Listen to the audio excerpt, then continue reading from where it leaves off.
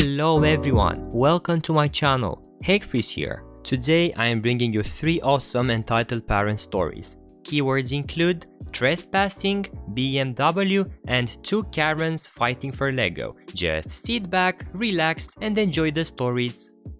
Karen vs. Caroline, Dawn of Entitlement. Cast: EM1 Karen, EM2 Caroline, EK Karen's entitled kid, me Asian Jon Snow, M manager, C the cashier. Story: So, I was at my local Lego store in a mall picking up the random pieces for the camp. I happened to love Lego since I was a kid and I found myself browsing around the store. Particular sets that caught my attention were the Star Wars X-Wing set and Harry Potter set from the battle against Basilisk at the end of the second movie. It had a phoenix, the sword of Gryffindor, etc. and Indiana Jones set from the Boulder Run at the beginning of Raiders of the Lost Ark. It was almost baffling and happy to see so many franchises being connected with Lego. As I looked around, I see EM1 and EK walking into the store. EM1 is dressed in a rich old lady dressing with that "can I speak to your manager" hairstyle and makeup. EK is around 6 or 7 years old, and as soon as he enters the store, he's getting excited. EK: "Oh, so many Legos! Mommy, you said I can have any set I want?" EM: "Of course, dear. You have been doing great as a first grader. You can pick whatever you want." Now, had this have been inside any other stores, I would have walked out at that moment. But then, I remembered getting excited over getting a box of Lego blocks when I was his age. EK's face was filled with so much joy. After searching for 5 minutes, the kid stood right next to me and screamed for joy when he saw Captain America, Civil War set from the airport battle. I honestly thought he was adorable to see a young Marvel fan. EK grabbed the last one off the shelf when EM2 comes out of nowhere. Now, EM2 looked like your typical suburban middle-class woman with that "I am a victim and can complain about everything" look on her face. EM2 sees the set that EK has and approaches him. EM2: "Hello, what do you have there?" EK: "It's the airport battle set from Civil War. My mommy said I can pick whichever one I want since I have been doing great at school." EM2: "Well, I have a son who's about your age and it's his birthday. I was wondering if I can have that." EK: "What? No!" EM2: "But my son deserves it." EK: "But I want it." EM2: "You are a kid and should listen to what adults say. Now, please, give me that Lego set." EK: "No, it's mine." EM2: "Fine then, I'll just pry it off your hands." EM2 then uses her strength to take the Lego set from EK and heads over to the register. EK starts to throw a tantrum and EM rushes over to see what's going on. Meanwhile, I hear yelling coming from the counter. EM2: "But I'm a single mother! I can't afford that much." C: "I'm sorry ma'am, but the standard price is $199 before tax." EM1 approaches the counter. "Excuse me, what have you done to my son?" EM2: "Oh, it's my son's birthday, so I thought he needs this more than your son." EM1: "Well, my son has been doing amazing at school, so he deserves it." EM2: "This is for mine." C: "Maybe one of you can wait? The next shipment of sets comes in at next week." EM1 and 2 in a union. "No, I need it today!" Now getting back at each other.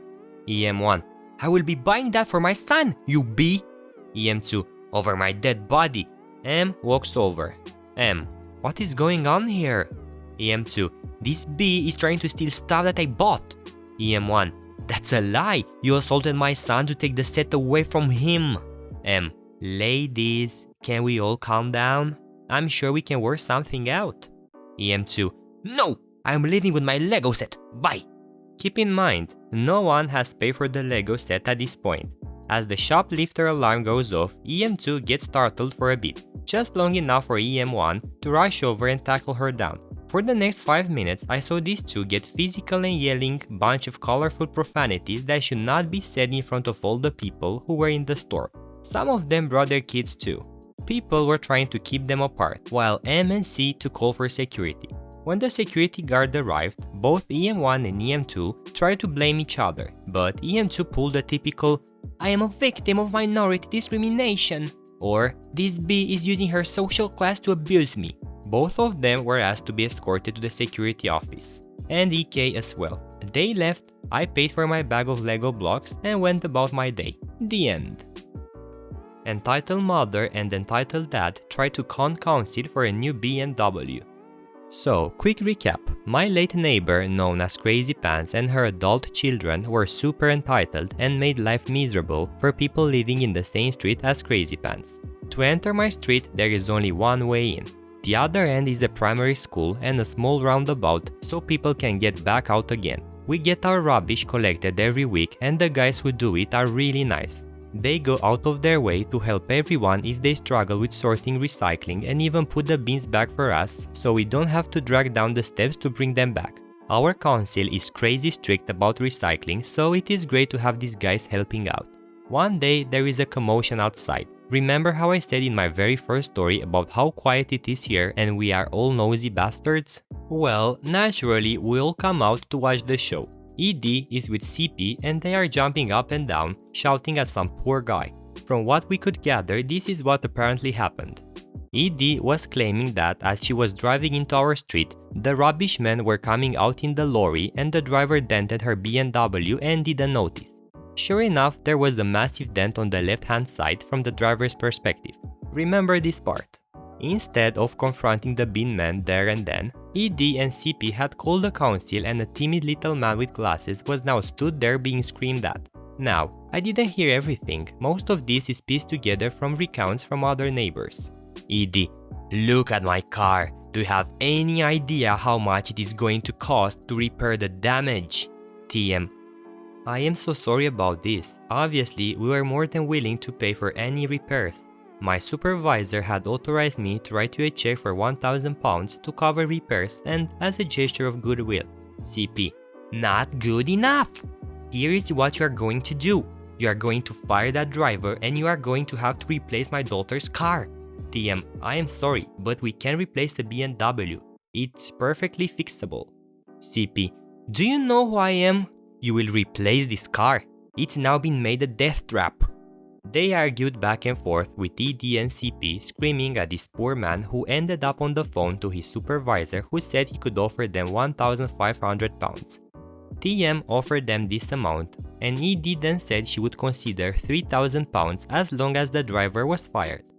Then their greed beat them on the arse. One of the neighbors watching tapped TM on the shoulder and asked, "Shouldn't the dent be on the other side?" Mic drop. You could see TM's face as it dawned on him how impossible their story was. Yep, if ED had entered the only way into our street, the right-hand side of the car would have been facing the lorry, not the left. Not that it mattered that there was only one way in because in the UK we drive on the left-hand side. Da-da-da. Not only had ED damaged her car some other way, but she and CP were demanding a new car to be paid for by the next taxpayer and for the council to get an innocent man fired. TM put away his phone, got into his car and drove away with ED and CP open-mouthed. They were the butt of all jokes for at least 2 months, and as an added bonus, the bin men were suddenly less forgiving over CP's recycling mistakes and refused to take any of her rubbish until it was done correctly. Entitled mom gets mad after my dad tells her to get off our property. In my town, I live out in the orchards and there are a lot of U-picks and crops near me, one of them being right next to my house.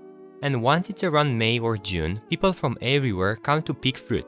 We always have to put out no parking signs and caution tape so that people don't park on our property because it's happened before. We only have a small entrance for field workers that take care of the crops, since we're renting that part of the property to a farmer that my parents are friends with.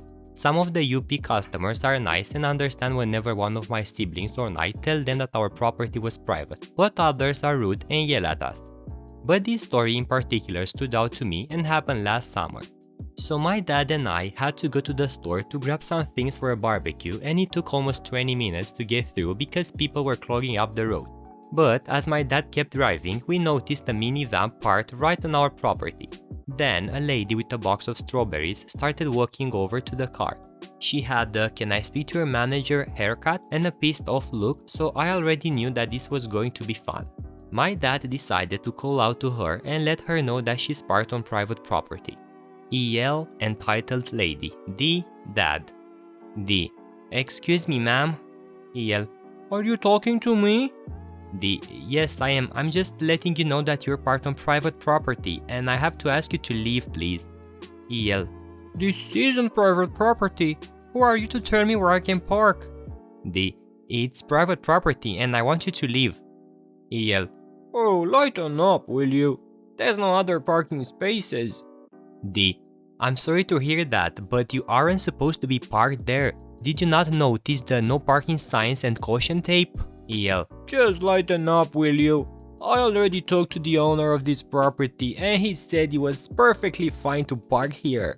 D, really? You talked to the owner? Who is he? EL, the you pig man. He's the owner and I talked to him. He said it was fine. Points towards the you pig. D, that's funny because I'm the owner and I've never met you until now since you're parked on my property. Now, would you please leave or I will call the sheriff since you're trespassing? EL, just lighten up, sir. I was going to leave anyway. Just lighten up, I'm leaving. D, good. I don't want you there. She scoffed and got into her car. And finally, we were able to get through and leave the area. My dad and I laughed it off on the way to the store. Alright guys, that was everything I had for today. I will be back tomorrow with more fresh stories. Also, don't forget to leave a like if you have enjoyed the video and subscribe. Have a nice day.